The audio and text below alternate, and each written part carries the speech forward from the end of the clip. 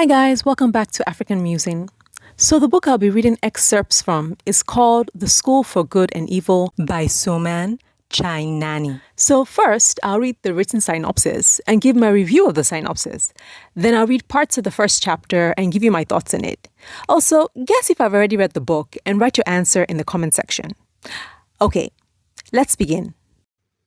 With her glass slippers and devotion to good deeds, Sophie knows she will earn top marks at the School of Good and join the ranks of past students like Cinderella, Rapunzel, and Snow White.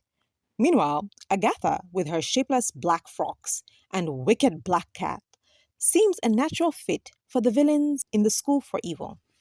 The two girls soon find their fortunes reversed. Sophie is dumped in the School for Evil to take uglification, death curses, and henchman training, while Agatha finds herself in the School for Good, thrust among handsome princes and fair maidens for classes in princess etiquette and animal communication.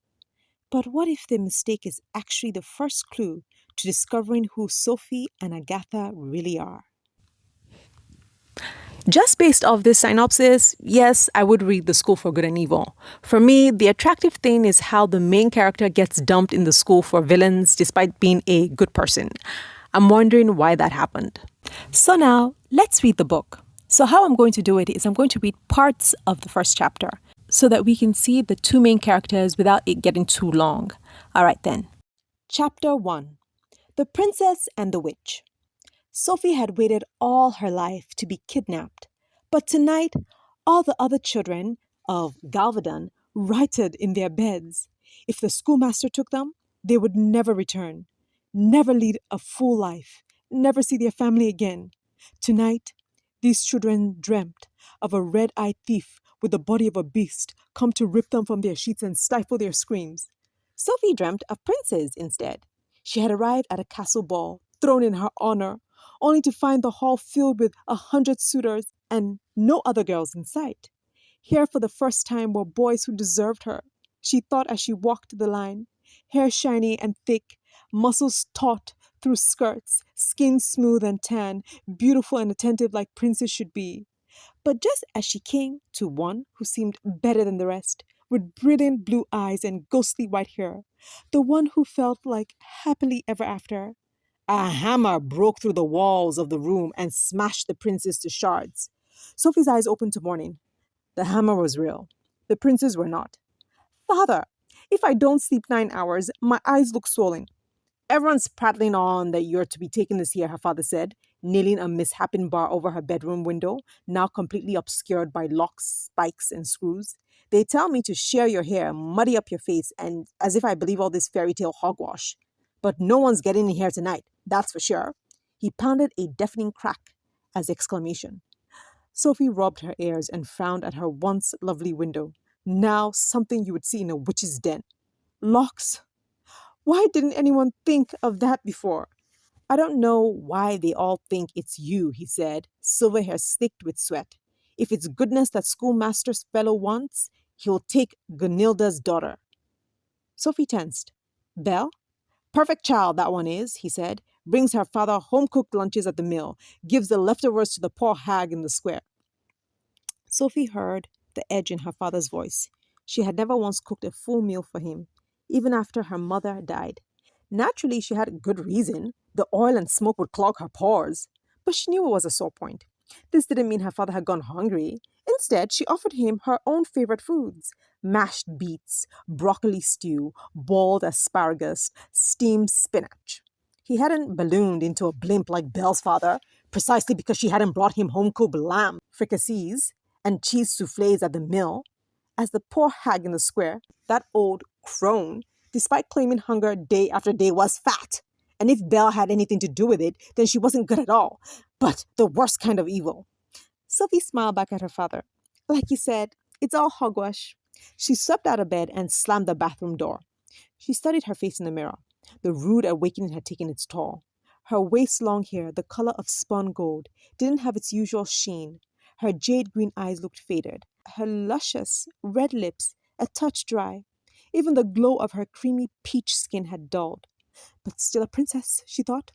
Her father couldn't see she was special, but her mother had. "You're too beautiful for this world, Sophie," she said, with her last breath. Her mother had gone somewhere better, and now so would she. Tonight she would be taken into the woods. Tonight she would begin a new life. Tonight she would live out her fairy tale. And now she needed to look the part. To begin, she rubbed fish eggs into her skin, which smelled of dirty feet, but warded off spots. Then she massaged in pumpkin puree, rinsed with goat milk, and soaked her face in a mask of melon and turtle egg yolk. As she waited for the mask to dry, Sophie flipped through a storybook and sipped on cucumber juice to keep her skin dewy soft. She skipped to her favorite part of the story, where the wicked hag is rolled down a hill in a nail-spiked barrel until all that remains is her bracelet made of little boys' bones. Gazing at the gruesome bracelet, Sophie felt her thoughts drift to cucumbers.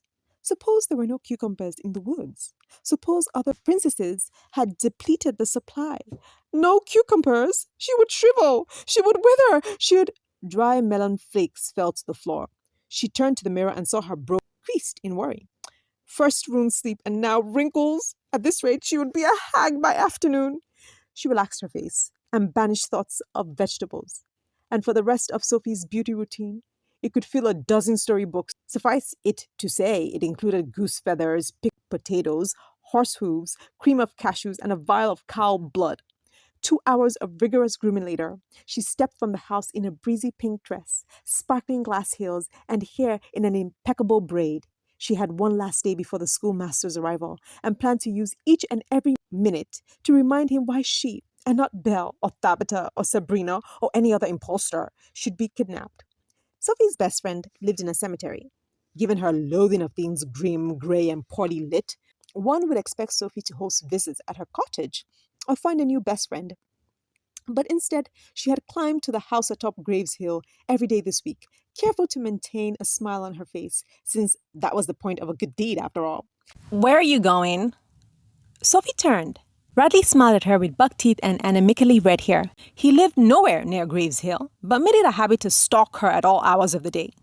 "To see a friend," said Sophie. "Why are you friends with the witch?" said Radley. "She's not a witch." "She has no friends and she's queer. That makes her a witch." Sophie refrained from pointing out this made Radley a witch too. Instead, she smiled to remind him she had already done her good deed by enduring his presence. "The schoolmaster will take her for evil school," he said. "Then you'll need a new friend." "He takes 2 children," Sophie said, jaw tightening. "He'll take Belle for the other one. No one's as good as Belle." Sophie's smile evaporated. "But I'll be your new friend," said Radley. "I'm full of friends at the moment," Sophie snapped. Radley turned the color of a raspberry. "Oh, right. I just thought..." He fled like a kicked dog. Sophie pulled open the rusted cemetery gates. She climbed the moaning porch steps. She knocked on the door and prepared for a fight. "Go away," came a gruff voice. "That's no way to speak to your best friend," Sophie cooed. "You're not my best friend." "Who is, then?" Sophie asked, wondering if Belle had somehow made her way to Graves Hill. "None of your business." Sophie took a deep breath. She didn't want another Radley incident. "We had such a good time yesterday, Agatha. I thought we'd do it again." "You dyed my hair orange." "But we fixed it, didn't we?" "You always test your creams and potions on me just to see how they work." "Isn't that what friends are for?" Sophie said. "To help each other?" "I'll never be as pretty as you." Sophie tried to find something nice to say. She took too long and heard Shrew stomp away. "That doesn't mean we can't be friends," Sophie called.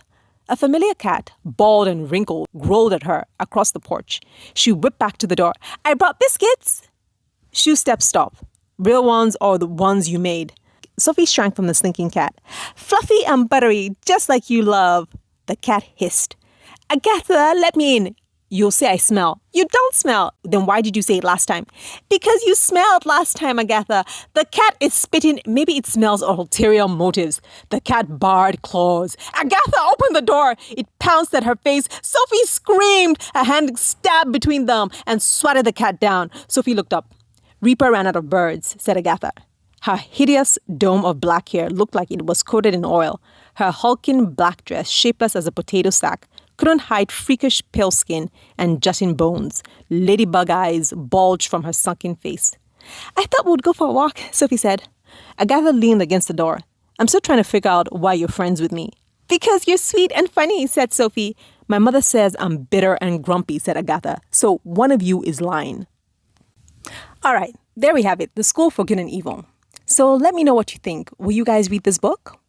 For me, based on just the synopsis and this first chapter, yes, I would read this book. Okay, so what were your guesses? Did you guess whether I read the book or not? The answer is yes, I've read this book. All right, guys, take care. See you in the next one. Bye. Please subscribe, like, and comment, and check out my channel.